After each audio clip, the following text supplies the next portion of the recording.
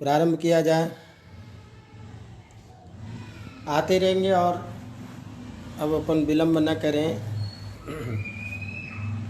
हाँ, तो तत्पुरुष समास का कल उपमान और उपमेय वाचक शब्दों का समास अपन ने देखा था। एक तो उपमान है और एक उपमेय है। तो जिसके साथ में सादृश्य बताते हैं उसको हम उपमान कहते हैं, और जिसके लिए बताएंगे वो उपमेय हो जाएगा। तो हमने कहा था कि उपमान वाचक शब्द का उपमेयवाची शब्द के साथ में समास होगा, और उपमेयवाची शब्द जो है वो पकड़ में कहाँ से आ रहा है? सामान्य वचन के द्वारा, क्योंकि उपमानानि तो पूर्व में पढ़ा गया है, और अगला जो पद था सामान्य वचन। तो सामान्य वचन यह विशेष बात बताता है, जिसको मैंने आपको कहा कि सामान्य धर्म को बताने के लिए जहाँ सादृश्य होता है, उस सामान्य धर्म में जहाँ उपमान उपमेय बात रहेगी वहाँ पर में उपमानानि सामान्य वचने से समास होगा। इस चीज़ को अपने को थोड़ा ढंग से इसलिए देखना है कि आज जो अपन ये सूत्र पढ़ेंगे उसमें और कल वाले में दोनों में अंतर करना है। दोनों उपमान उपमेय के रूप में ही है, लेकिन वहाँ एक विशेष बात थी, सामान्य वचन। तो सामान्य वचन का मतलब क्या है था, जिसको हमने उदाहरण के तौर पे कहा था कि घन इव श्यामः।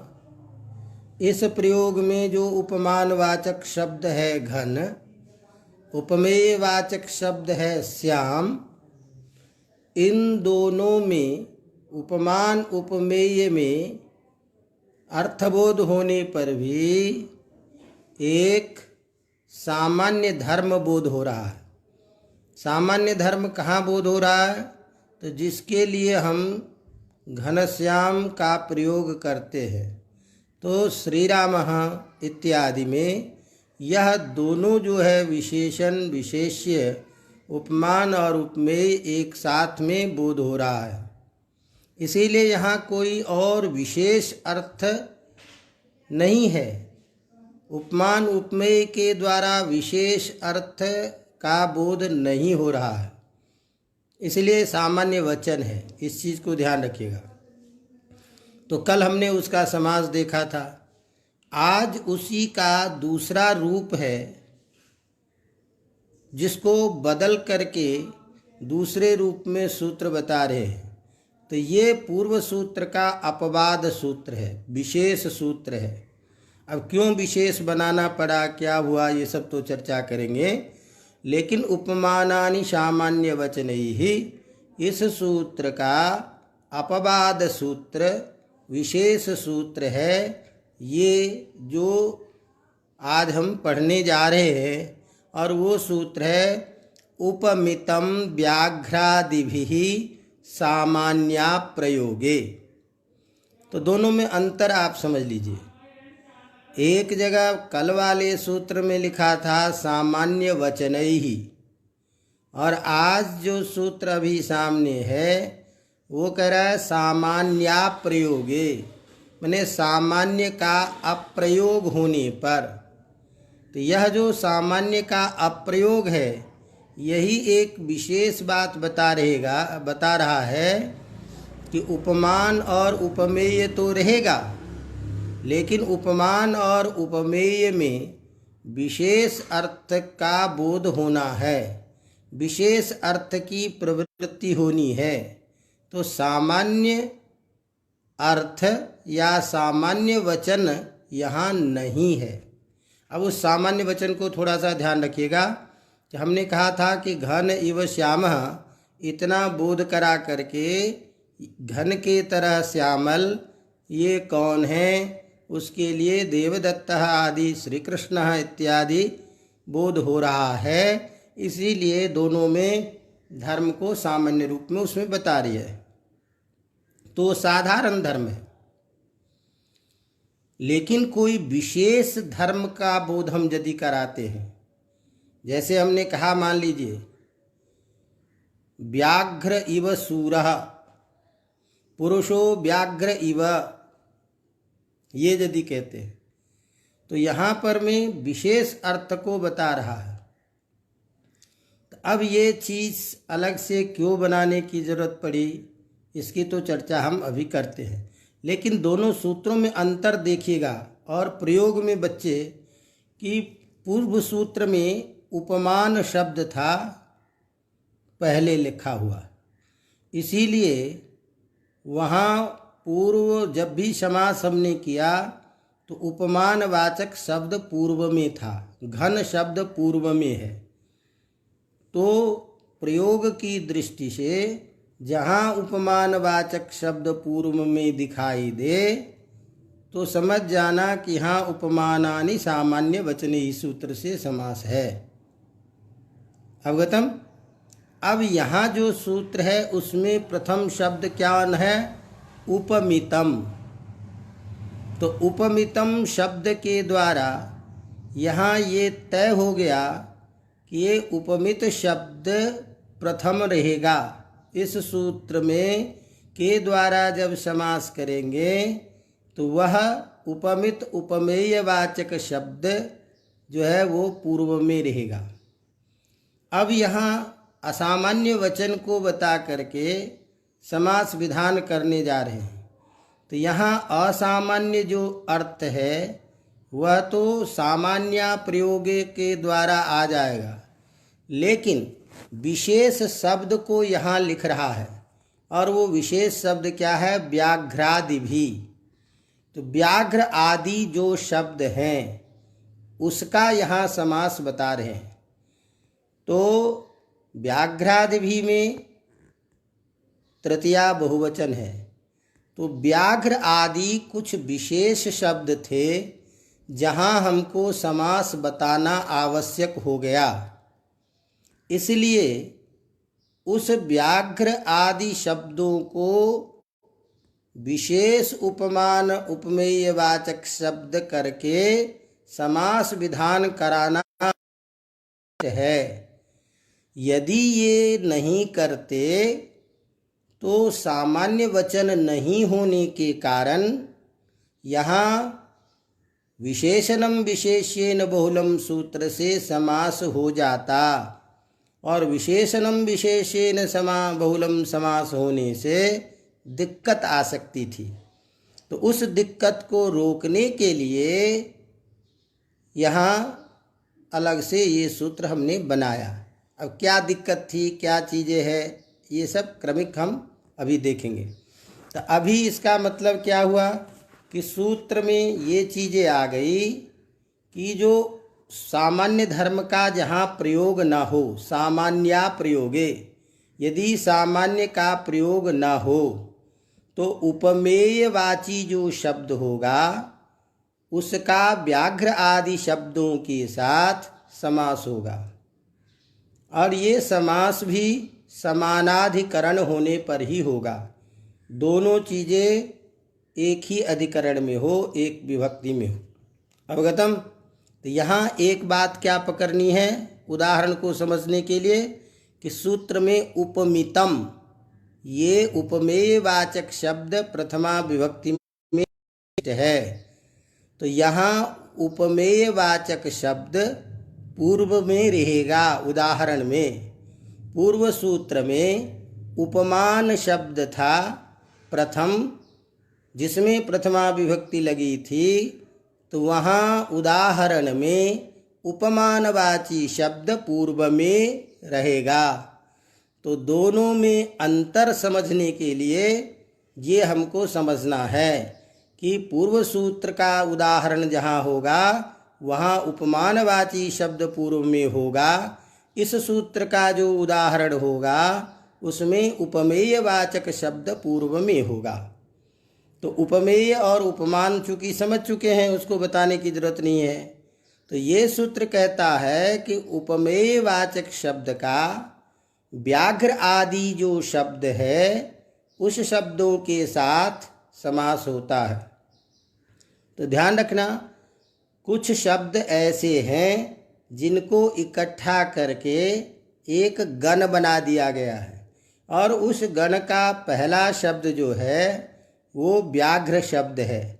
इसीलिए व्याघ्र शब्द के द्वारा उस पूरे गणवाचक शब्दों का ग्रहण यहाँ करना है।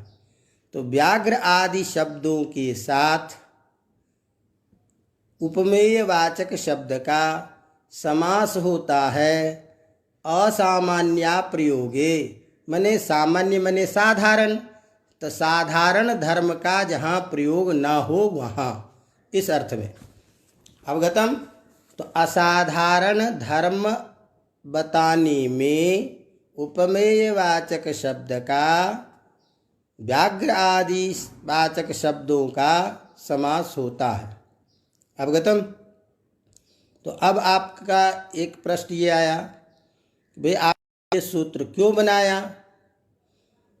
तो पूर्व में जो सूत्र है वो सामान्य अर्थ को बता रहा है, और सामान्य से अर्थ में जब उपमान उपमेय का समास करता है तो विशेष उपमान उपमेय जहाँ बताना होगा वहाँ तो कोई नियम है नहीं। तो नहीं है तो क्या होगा?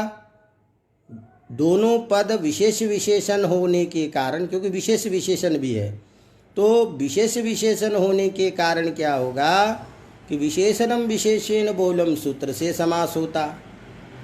अब विशेषणम विशेषेण बहुलम सूत्र से समास होता तो क्या दिक्कत थी? दिक्कत ये थी कि जैसे मान लो हम यहाँ का उदाहरण पढ़ते हैं, पुरुष व्याघ्र है, तो पुरुषः व्याघ्र इव, तो पुरुष जो है व्याघ्र की तरह है। तो इस वाक्य में अभी फिलहाल समझ लीजिए कि एक शब्द कौन है? पुरुष। दूसरा शब्द कौन है? व्याघ्र। तो यहाँ पर में दोनों विशेष विशेषण भाव है, और विशेष विशेषण भाव जब हो जाएगा तो ऐसी स्थिति में आप पहले पढ़ चुके हो कि विशेष विशेषण वक्ता के ऊपर निर्भर करता है कि हम किसको विशेषण बनाएं, किसको विशेष्य बनाएं। तो ऐसी स्थिति में जो विशेषण रहेगा उसका पूर्व प्रयोग होगा। तो क्या होगा कि कभी किसी की विवक्षा होगी कि पुरुष को विशेषण बनाएं, तो उस समय में पुरुष का प्रयोग पूर्व में होने लगेगा। किसी की इच्छा होगी कि नहीं व्याघ्र जो है वो विशेषण है, तो उस समय में व्याघ्र की भी उपसर्जन संज्ञा होकर के पूर्व में प्रयोग होने लगेगा। जबकि हमेशा पुरुष शब्द का ही पूर्व में प्रयोग होता है, व्याघ्र शब्द का प्रयोग पूर्व में नहीं होता है। तो ऐसी स्थिति में जो विशेष्य है, समझेंगे ना, उस विशेष्य को पूर्व निपात करने के लिए, पहले प्रयोग करने के लिए ये सूत्र अलग से बनाया। तो उसी बात को आपको कहता है कि विशेषस्य पूर्व निपातार्थम सूत्रमिदम, विशेष्य जो है उसका पूर्व निपात करने के लिए ये अलग से सूत्र बनाया। अवगतम? तो इसका मतलब क्या हुआ कि विशेषणम विशेष्येन बहुलम इस सूत्र से यद्यपि समास हो जाता, लेकिन उपमान और उपमेय का जब समास हो तो उपमानवाचक जो शब्द है वही विशेषण होने के कारण पूर्व में उसी का प्रयोग होता हमेशा। लेकिन यहाँ विशेष नियम के द्वारा विशेष्य जो शब्द है उसका ही पूर्व हमने प्रयोग कर दिया। अवगतम? अब इसको उदाहरण से देखिए कि जैसे हमने कहा कि पुरुष व्याघ्र इव, ये प्रयोग है, तो पुरुष व्याघ्र इव इस वाक्य के द्वारा हम विशेष अर्थ में उपमान उपमेय करते हैं। तो जैसे हमने कहा था घन इव श्यामः, ये कह करके घनश्याम का बोध करा दिया, तो वहाँ सामान्य धर्म था। लेकिन यहाँ जब भी कभी हम वाक्य बोलेंगे पुरुषः व्याघ्र इव, ये पुरुष व्याघ्र की तरह है, तो व्याघ्र की तरह कहने से कुछ न कुछ विशेष अर्थ आ जाएगा। तो पुरुषः व्याघ्र इव शूरः पराक्रमी इत्यादि अर्थ स्वतः आ जाता है। तो यह जो पराक्रमी अर्थ है, यह जो सूर अर्थ है, यह इसका विशेष अर्थ हो गया। तो यह सामान्य वचन नहीं रहा, यह विशेष वचन हो गया। इसीलिए विशेष वचन हो जाने के कारण यहाँ पूर्व सूत्र से समास नहीं होता। और विशेषण विशेष विशेषणम विशेषण बहुलम से समास यदि हो भी जाता तो यहाँ उपमानवाचक शब्द कौन है? तो हमने कहा जिसके साथ तुलना कर रहे हो, जिसके साथ वह उपमान होगा। तो हमने यहाँ क्या कहा? पुरुषः व्याघ्र इव शूरः। तो यहाँ उपमानवाचक शब्द कौन है? व्याघ्र। तो व्याघ्र जो है वो विशेषण है, तो विशेषण होने के कारण व्याघ्र का ही प्रयोग पूर्व में होना चाहिए। तो ये विशेष विधान करके ये सूत्र कहेगा कि नहीं नहीं, जो विशेष्य है उस विशेष्य का पूर्व प्रयोग करो। तो विशेष्य कौन है? पुरुष। उस पुरुष का यहाँ पूर्व में प्रयोग हो गया निपातन, तो अब ये प्रयोग पुरुष व्याघ्र प्रयोग बन गया। अन्यथा विशेष विशेषणवाचक सूत्र से जब समास होता तो उपमानवाचक शब्द जो है उसका जैसे पूर्व सूत्र से पूर्व में प्रयोग हो रहा है, उसी तरह से विशेषणवाचक होने के कारण व्याघ्र शब्द का प्रयोग पूर्व में होने लगता, वो न हो। इसके लिए ये एक विशेष सूत्र बनाया कि नहीं, अत्र विशेष्यवाचकत्वेपि तस्य पूर्व प्रयोगः। तो विशेष्यवाचक शब्द कौन हो गया? व्याघ्र। उस व्याघ्र वो पुरुष, और उस पुरुष का कर दिया पूर्व प्रयोग, तो प्रयोग बन गया पुरुष व्याघ्र। अवगतम? समझ में आ रही बात कि नहीं? तो यहाँ पर में असाधारण धर्म का बोध हो रहा है। क्या असाधारण धर्म का बोध हो रहा है? कि पुरुषः व्याघ्र इव शौर्ययुक्तः।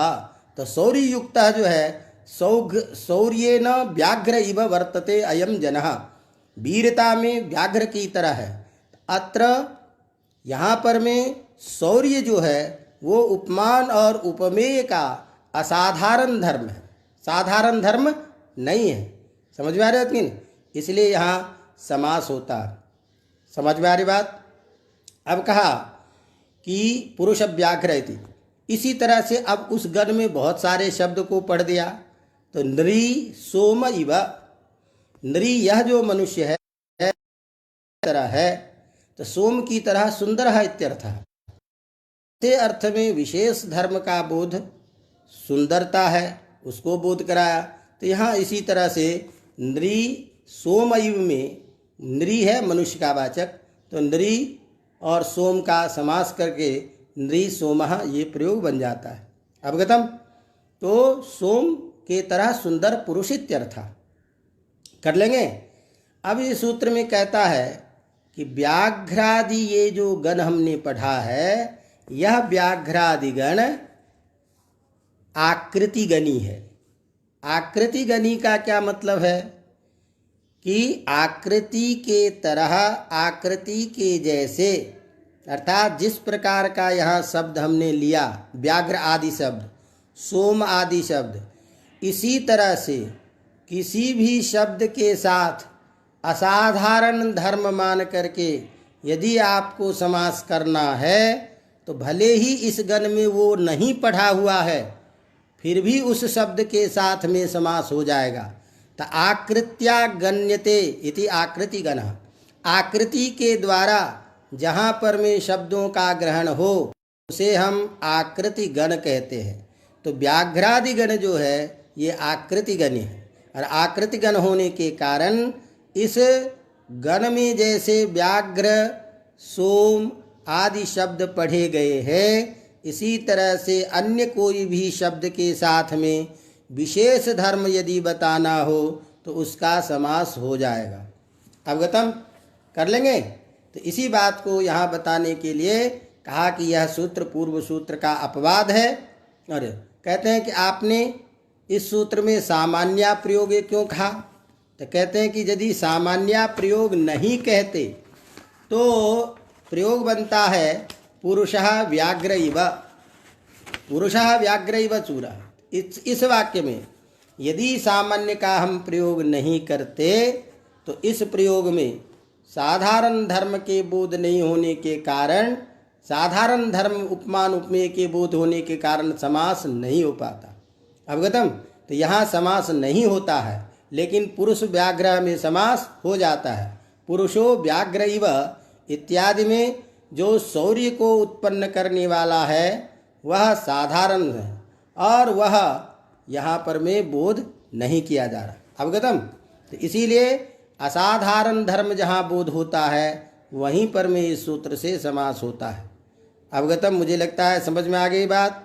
तो इस तरह से ध्यान रखिए कि जहाँ पर में किसी उपमान उपमेय में कोई विशेष धर्म का बोध हो, उस विशेष धर्म के बोध कराने के लिए जो उपमान और उपमेय वाचक शब्द का समास होगा वह असाधारण धर्म होगा, और उसका समास इस उपमितम व्याघ्रादि भी इस सूत्र से होगा। कर लेंगे? चलिए, अब जो अपना मुख्य जो इसके बाद का जो सूत्र है वह सूत्र है आपका, और बहुत महत्वपूर्ण सूत्र है और समझने वाला सूत्र है। वो सूत्र है विशेषणम विशेष्येन बहुलम। क्या? विशेषणम विशेष्येन बहुलम, ये सूत्र है। अब इस सूत्र की चर्चा प्रारंभ कर रहे हैं, और बहुत प्रधान सूत्र है, तो थोड़ा सा ध्यान में रख करके। बाकी समझ में तो बात आ रही है, कोई दिक्कत तो नहीं है? अवगतम? काठिन्यम तो न भवति? समझ में आ रही बात कि नहीं? सीधा सीधा इतना ध्यान रखो कि जहाँ असाधारण धर्म बोध होगा वहाँ उपमितम व्याघ्रादि भी से समास करेंगे, जहाँ साधारण धर्म होगा वहाँ उपमानानि सामान्य वचन से करेंगे। उपमानानि सामान्य वचन के उदाहरण में उपमानवाची शब्द पूर्व में होगा। उपमितम व्याघ्रादि भी सूत्र से उपमेय वाचक शब्द का प्रयोग पूर्व में होगा। तो इसलिए दोनों सूत्र में ये अंतर है। अवगतम? चलिए, अब ये जो अगला सूत्र है विशेषणम विशेष्येन बहुलम, ये सूत्र बहुत महत्वपूर्ण है और इसको थोड़ा ढंग से समझना है। प्राय इसका प्रयोग हम अधिक से करते हैं। तो यहाँ सूत्र कहता है विशेषणम विशेष्येन बहुलम। तो यहाँ विशेषणम जो है ये प्रथमा विभक्ति में है। तो प्रथमा विभक्ति में जब ये सूत्र है तो समझ जाओ कि विशेषणवाचक शब्द का प्रयोग पूर्व में होगा।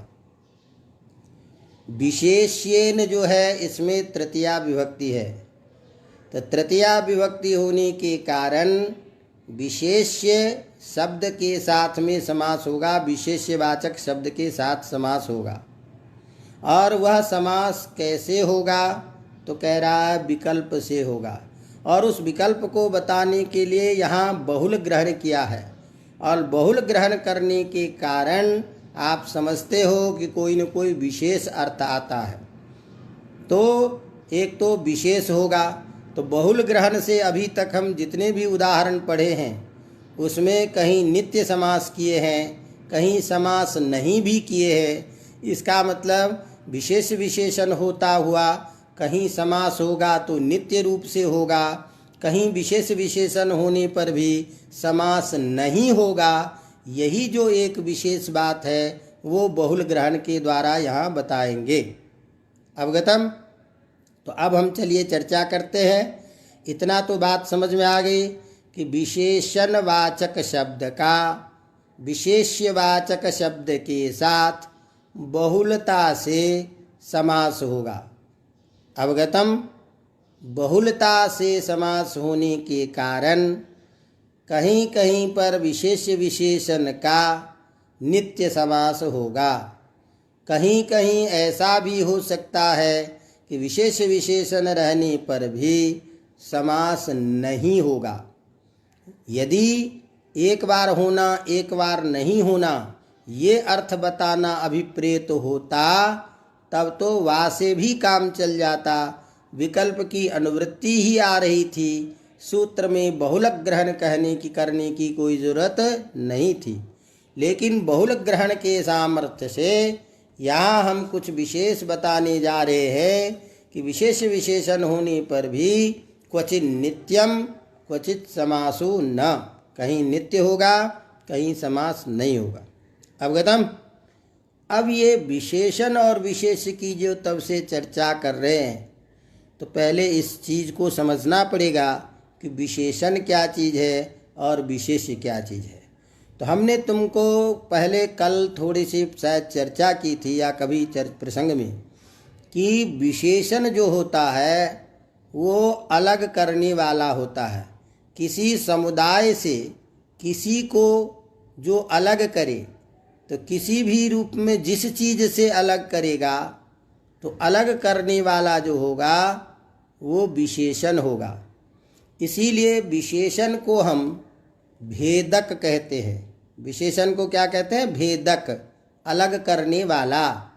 ये किसी चीज़ से अलग करेगा। जैसे मान लो हमने कहा नील कमल, तो नील कमल जो है इसमें नील पद जो है ये अन्य कमल से, सफ़ेद आदि कमल से इस कमल को अलग करता है।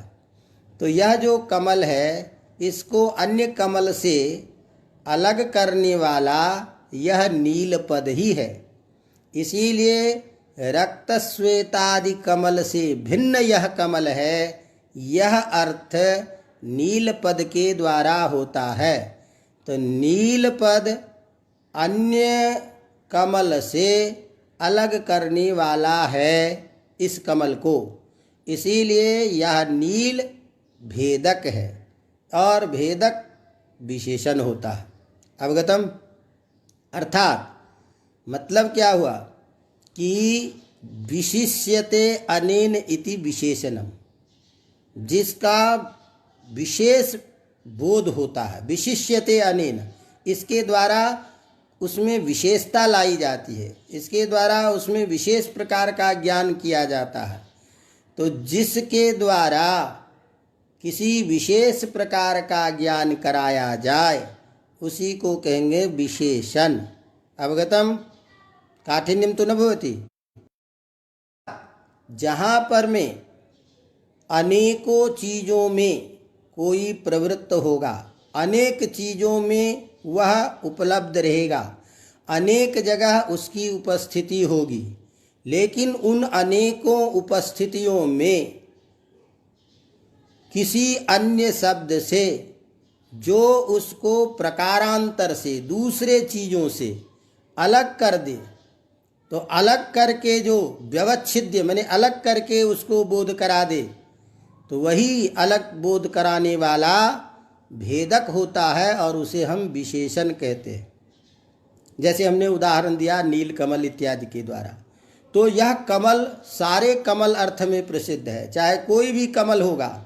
इस तरह से यह उत्पल जो है, यह समस्त उत्पल में, अनेक उत्पल कहने से अनेक प्रकार के उत्पल का कमल का बोध होगा। तो उन अनेक प्रकारों के उपस्थित कमलों में इस कमल को अन्य कमल से भिन्न बताने वाला जो शब्द है वह है नील। तो यह जो नील पद है यह अन्य कमल से अलग कराने के कारण ये भेदक कहलाएगा, इसीलिए भेदक होने से ये विशेषण है। अवगतम। अब जब विशेषण समझ में आ गया तो दूसरा पद कौन है? विशेष्य। तो विशेषणीयम विशेष्यम, जिसको विशेष बताओगे, विशेष कहने योग्य जो चीज़ है वो हो जाएगा विशेष्य। तो विशेष कहने योग्य क्या चीज़ है? ये कमल। तो ये कमल अन्य कमल से विशेष है। क्यों विशेष है भाई? क्योंकि ये नीला है।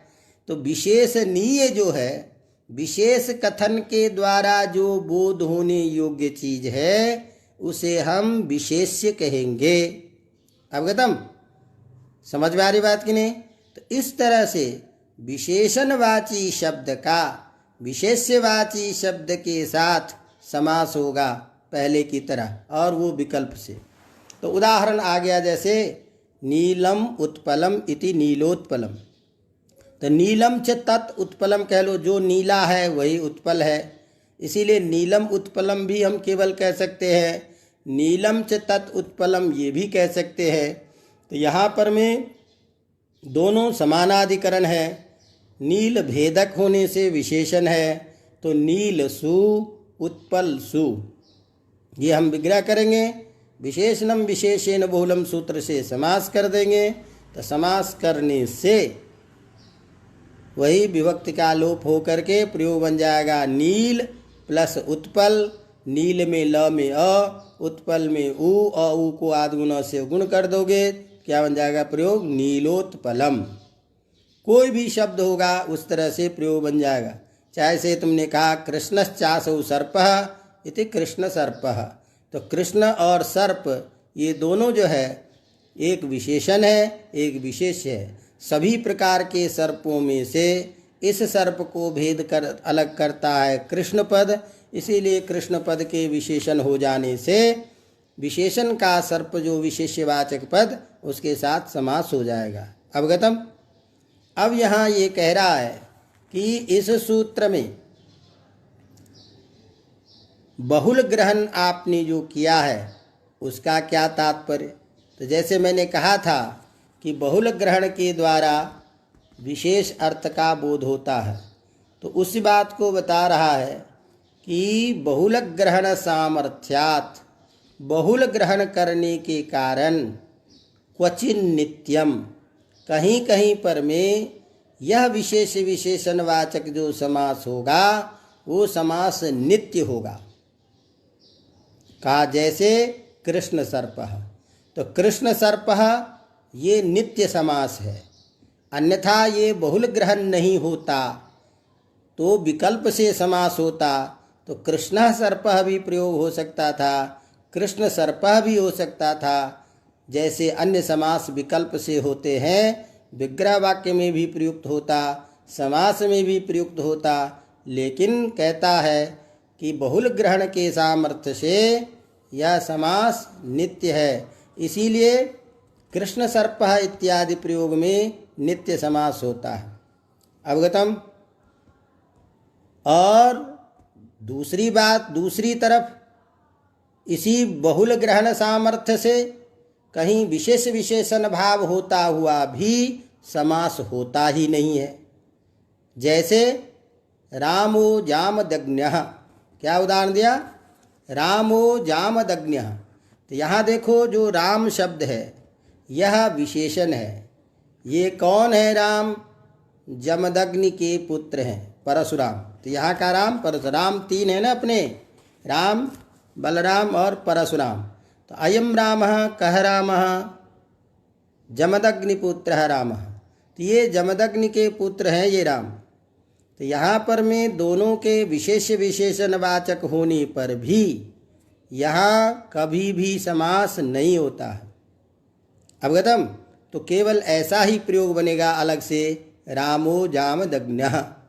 तो इस स्थिति में हमने ये एक देखा कि नहीं भाई, बहुल ग्रहण एक विशेष अर्थ, यदि कहीं ऐसा दिखाए कि विशेष विशेषण होता हुआ भी अलग प्रयोग हो रहा है और कोई पूछे कि यहाँ विशेष विशेषण भाव होने से समास क्यों नहीं हुआ, तो कहिए बहुल ग्रहणात्। बहुल ग्रहण से नित्य समास कहाँ होता है, कृष्ण सर्पः इत्यादि प्रयोग में। अवगतम। तो ये एक सूत्र का सामान्य अर्थ था जो हमने आपको बताया। अवगतम। विशेषण का विशेषवाची शब्द के साथ समास होता है। अब थोड़ी सी चर्चा कुछ कर लें, चूँकि ये प्रसिद्ध सूत्र है तो कुछ थोड़ी बातें, कुछ ऐसी बातें हो जो इस सूत्र की विशेष बात है, वह भी छात्रों को, आप सबको कुछ जानकारी होनी चाहिए, इसीलिए कुछ चर्चा करते हैं, है ना। बाकी मूल बात आपके इसमें आ गया कि विशेष्यवाची का विशेषणवाची शब्द का विशेषवाची शब्द के साथ समास होगा, इसीलिए समास होने में सब जगह इस तरह के प्रयोग बन जाएंगे। बहुल ग्रहण के कारण कहीं नित्य समास होगा, कहीं समास होगा भी नहीं। अवगतम। अब थोड़ी सी चर्चा में ये एक बात, थोड़ी सी जानकारी अपने को सामान्य रूप से समझना चाहिए कि एक बात बताइए कि एक नियम है कि जो परस्पर संबंधित होता है, एक दूसरे का सापेक्ष होता है, एक से दूसरे का ज्ञान जहाँ हो सकता है, वहाँ पर में कोई ज़रूरी नहीं है कि दोनों चीज़ों को बोला जाए। एक के कहने से ही दूसरे का ज्ञान हो जाता है, ये स्वतः सामान्य बात है। अवगतम।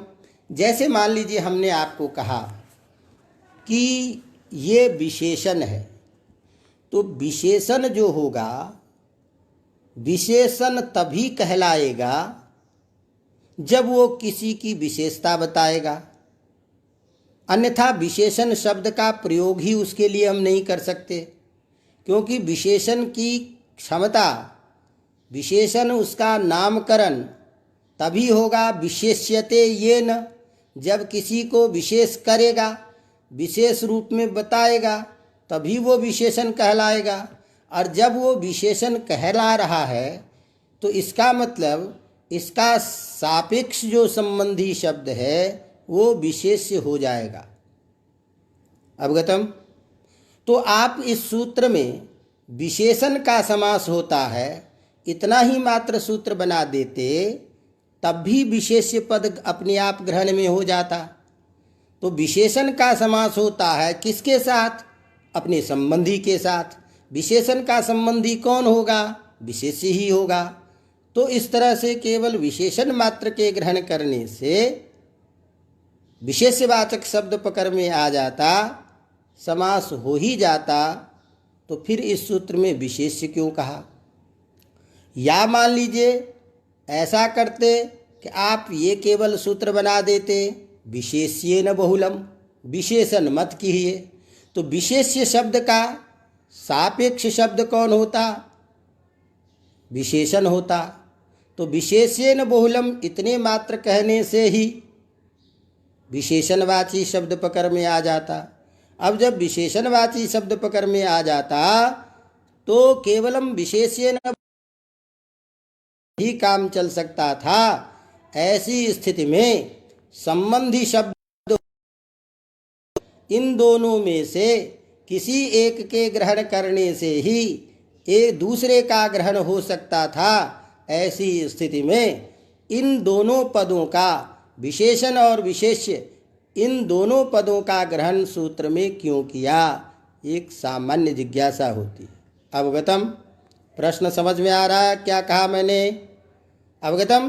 क्योंकि संबंधी शब्द से सापेक्षत्वात्, संबंधी शब्द सापेक्षित होता है तो संबंधी शब्द अपने संबंधी को पकड़ ही लेगा। तो विशेषण शब्द हमेशा विशेष्य के साथ में जुड़ा होता है, विशेषण कहने से ही विशेष्य का ग्रहण हो जाएगा।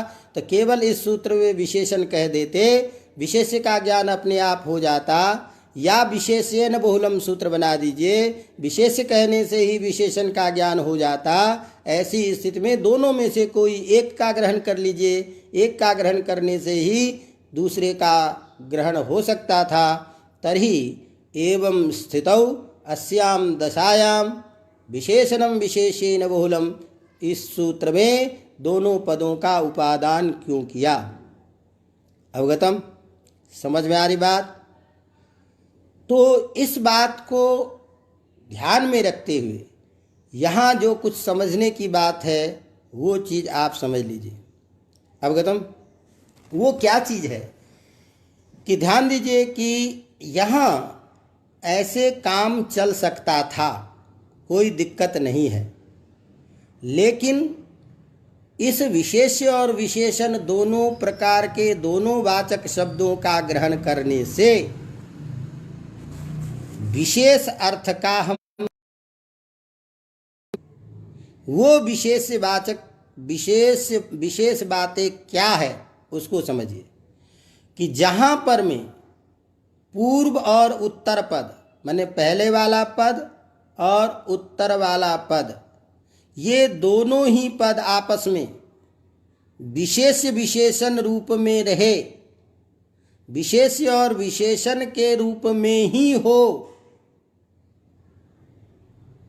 तत्रैव समासो भवति। विशेष विशेषण के रूप में ही जब उपस्थित होगा तभी समास होगा विशेष विशेषण वाचक पद का। तो आपस में जो दो पद है उसी में विशेष विशेषण वाचक पद का बोध होना चाहिए। अवगतम। तो यहाँ एक विशेष बात है जो कहना चाह रहा हूँ, ये उदाहरण से और अच्छी समझ लेना। पहले अभी मूल बात समझ लो। क्या हम ज्ञापन करना चाहते हैं कि जिस पद का आप समास करने जा रहे हैं उन्हीं पदों में विशेष्य और विशेषण भूत अर्थ को हमें पकड़ना है। उसी में विशेष विशेषण वाचक भूत दोनों पद होने पर, विशेष विशेषण की एक उपस्थिति होने पर ही समास होगा। इस बात को ज्ञापित करने के लिए, जैसे उदाहरण के लिए देखिए, आपको यहाँ पर में आपने प्रयोग किया क्या, नीलोत्पलम। अब ध्यान देना, यहाँ इस वाक्य को यदि समझ में आ गया तो पूरा समास समझो, इसका मतलब अच्छी तरह समझ में आ गया। हमने अभी क्या कहा कि यदि विशेष विशेषण वाचक पद करते, किसी एक का ग्रहण करते तो दूसरे का भी ग्रहण हो सकता है, लेकिन दोनों पदों को जानबूझ करके हमने यहाँ ग्रहण किया। वो क्या ग्रहण किया कि जहाँ पर में दोनों पद में प्रत्येक में एक दूसरे में, एक पहले में भी और बाद वाले में, दोनों में विशेष विशेषण अर्थ आता हो, अर्थात एक दूसरे के प्रति विशेषण बनता हो, ऐसी स्थिति में ही ये समास होगा, अन्यथा नहीं होगा। इसको उदाहरण से समझाते हैं कि जैसे आपने कहा नीलोत्पलम, तो यहाँ पर में देखो कि ये जो नील पद है ये कई अर्थों में प्रसिद्ध होगा। नील पद भ्रमर अर्थ को भी बताएगा कि नीलः भ्रमरः। तो नीलः भ्रमरः इत्यादि प्रयोग में नील शब्द जो है केवल वो भ्रमर आदि अर्थ को में भी है। उस भ्रमर आदि अर्थ का व्यावर्तन करा देता है, उस अन्य भ्रमर अर्थ आदि को हटा करके उत्पल रूप जो अर्थ है उसी उत्पल में अपना धर्म को डालता है कि ये उत्पल जो है नीला है। तो नील शब्द अन्य का विशेषण होने पर भी यहाँ पर में विशेष्यभूत जो पद कमल उत्पल उसी को व्यवस्थित करता है, उत्पल अर्थ में यहाँ स्वयं को लाता है। तो नील पद भ्रमर आदि अर्थ, अन्य जितने भी अर्थ है सभी अर्थ को हटा करके उत्पल रूप अर्थ को तय करता है। इसीलिए यहाँ नील पद अपने पास में जो बैठा हुआ उत्पल पद उसको विशेषण बनता है। अवगतम। इसी तरह से देखो उत्पल पद जो है कमल पद, यह कमल पद सभी कमल अर्थ में प्रसिद्ध है। यह कमल पद सभी कमल अर्थ में प्रसिद्ध है।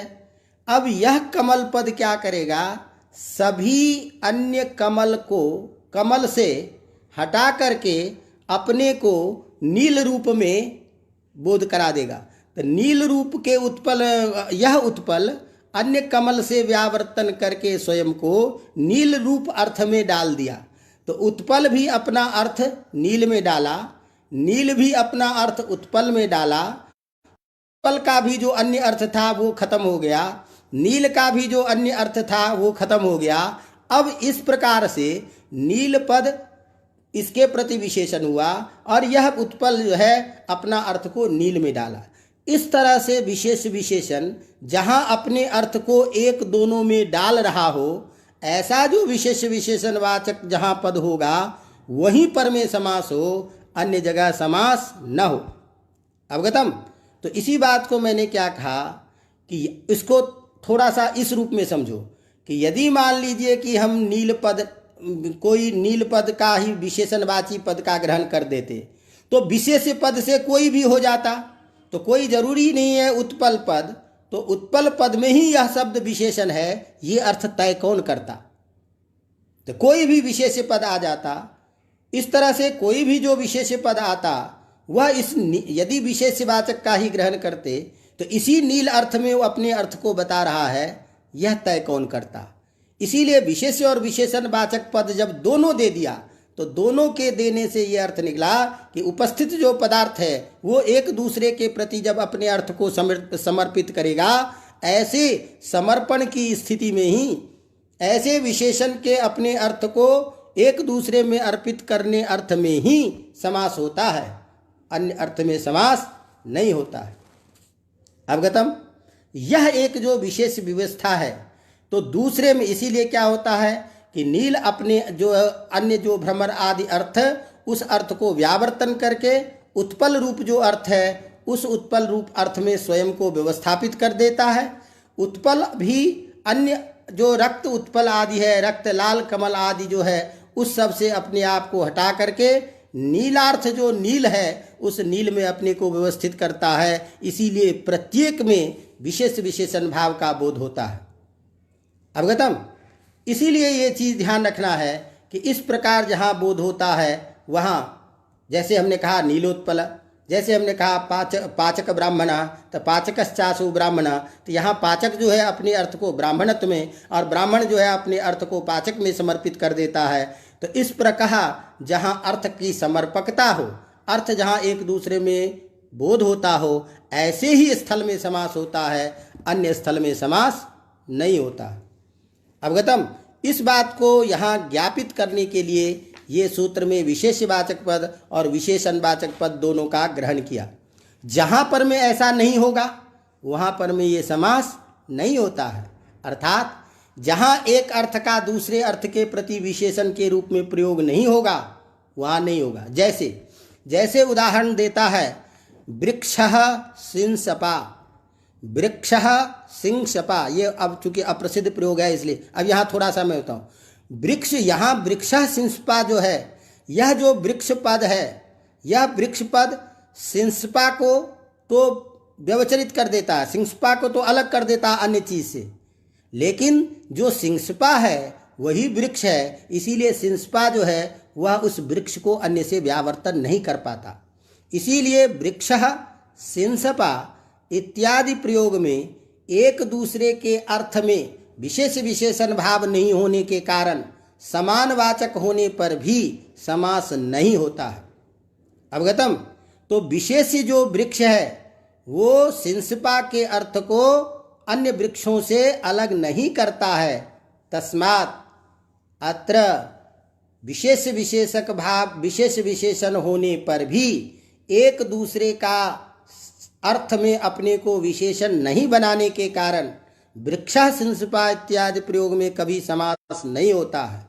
यदि हम विशेषेण विशेषणम बहुलम इस सूत्र में दोनों का ग्रहण नहीं करते तो चाहे वो किसी अन्य का व्यावर्तक हो या न हो, ऐसे अर्थ में कहीं भी केवल विशेष विशेषण हो जाने से समास होने लगता।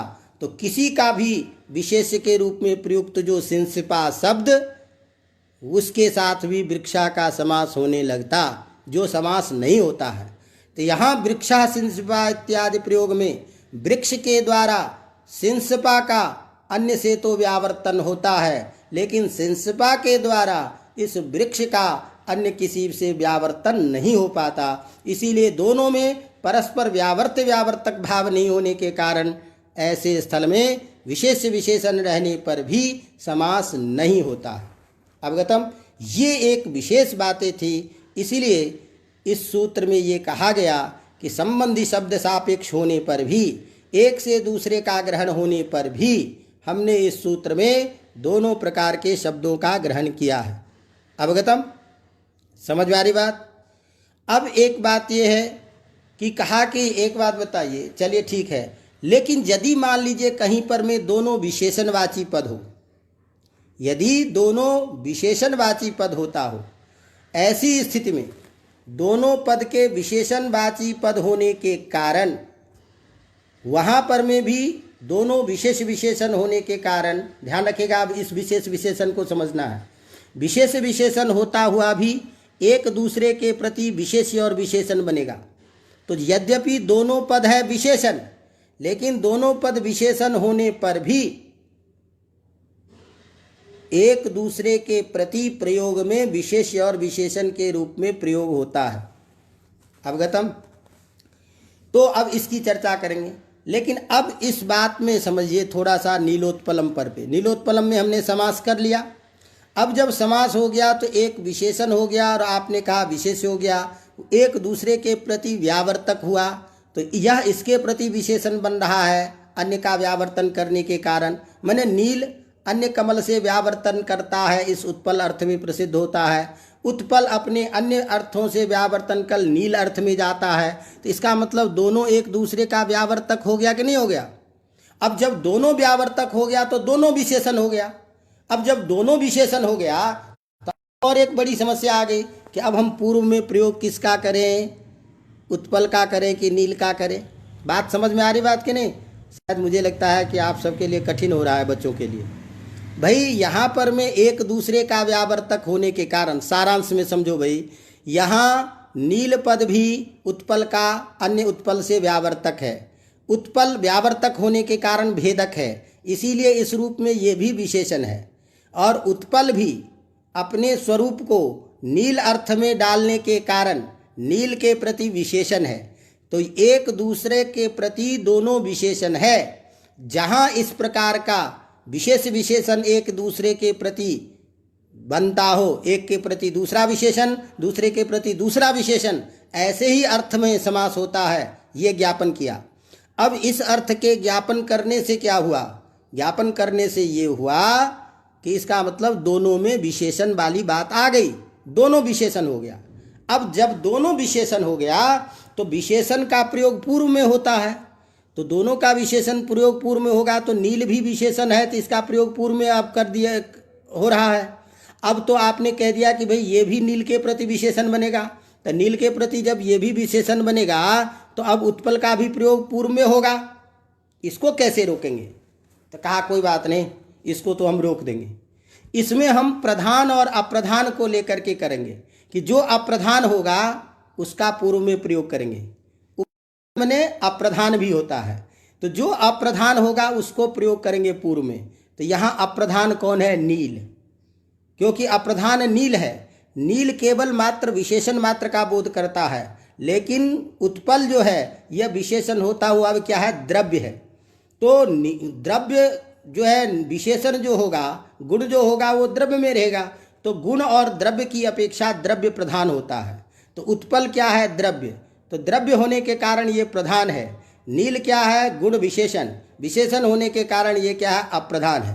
तो इसीलिए दोनों, जहाँ पर में नील और उत्पल पदार्थ में जहाँ कोई द्रव्य हो, जहाँ कोई गुण हो, तो इन दोनों में प्रधान और अप्रधान मान करके जो गुण है उसी गुण का प्रयोग पूर्व में होगा। तो इसीलिए नील का ही प्रयोग पूर्व में होगा, उत्पल शब्द का प्रयोग पूर्व में नहीं होगा। समझ में आ रही बात? इसीलिए ये नहीं कह सकते कि दोनों एक दूसरे के प्रति उपकारक होने के कारण, जैसे नील का विशेषण होने के कारण पूर्व में प्रयोग होता है, उसी तरह से उत्पल का भी अब पूर्व में प्रयोग होने लगेगा। ये नहीं कह सकते, क्योंकि उत्पल यहाँ प्रधान है द्रव्य होने के कारण, और नील जो है गुण है, और गुण होने के कारण विशेषण होने से अप्रधान है। इसलिए अप्रधान जो होगा उसका प्रयोग पूर्व में होगा, प्रधान जो है उसका प्रयोग। हाँ, यदि दोनों मान लीजिए विशेषण ही है, द्रव्य नहीं है, और दोनों विशेषणवाची शब्द पूर्व में है, तो फिर अपनी मर्जी से आप कर लीजिए किसी का भी पूर्व प्रयोग, हमको उसमें कोई दिक्कत नहीं है। यदि दोनों केवल गुणवाचक शब्द है, द्रव्यवाचक शब्द नहीं है, तो ऐसी स्थिति में दोनों में से किसी का भी प्रयोग पूर्व में हो सकता है, किसी का भी प्रयोग बाद में हो सकता है। जैसे हम बोलते हैं खंज कुब्जः, तो खंज और कुब्ज दोनों विशेषण हैं, तो हम इसका प्रयोग खंज कुब्जः भी प्रयोग करते हैं और कुब्ज खंजः भी प्रयोग करते हैं। दोनों प्रयोग होता है, किसी का भी प्रयोग हम पूर्व में कर सकते हैं। जब हम खंज का प्रयोग कर लेते हैं पूर्व में तो खंज कुब्जः प्रयोग बनता है। जब हम कुब्ज का प्रयोग करते हैं तो कुब्ज का प्रयोग पूर्व में आकर के कुब्ज खंजः बनता है। तो जहाँ केवल दोनों विशेषण हो वहाँ तो दोनों में से किसी का करेंगे। लेकिन जहाँ एक विशेषण हो और एक द्रव्य हो तो वहाँ पर मैं हमेशा विशेषण जो गुणवाचक है उसी का प्रयोग पूर्व में होगा। तस्मात् नास्ति किमपि काठिन्यम, इसलिए दोनों जगह होगा। और इस तरह से ये सूत्र एक विशेष अर्थ को ज्ञापित किया कि देख भैया कि तुम जो ये समझ रहे हो कि सामान्य रूप से कहीं विशेष विशेषण भाव होने पर समास होता है, ऐसी बात नहीं है। विशेष विशेषण भाव होने पर यदि सब जगह समास होने लग जाए तो वृक्षासिंसपा में भी विशेष विशेषण होने के कारण समास होने लग जाएगा। लेकिन नहीं, विशेष विशेषण होता हुआ भी एक दूसरे के प्रति जब तक विशेष विशेषण नहीं बनेगा तब तक नहीं हुआ। अर्थात जो विशेष है वो भी विशेषण के प्रति विशेष्य बने, जो विशेषण है वो अपने विशेष के प्रति बने, तभी जाकर के ऐसे स्थल में यह विशेषणम विशेषण बहुलम सूत्र समास करता है, न कि सब जगह। इसीलिए यहाँ उत्पल शब्द अपने को स्वयं अन्य उत्पल से भिन्न करके नील अर्थ में अपने को डाल लेता है, और नील अर्थ अपने को अन्य अर्थों से भिन्न करके उत्पल अर्थ में अपने को डालता है। इसीलिए एक दूसरे के समर्पक होने के कारण ऐसे स्थल में ही समास हो, इस बात को ज्ञापन करता है विशेषणम विशेष्येन, इस दोनों पदों के ग्रहण करने से। अवगतम।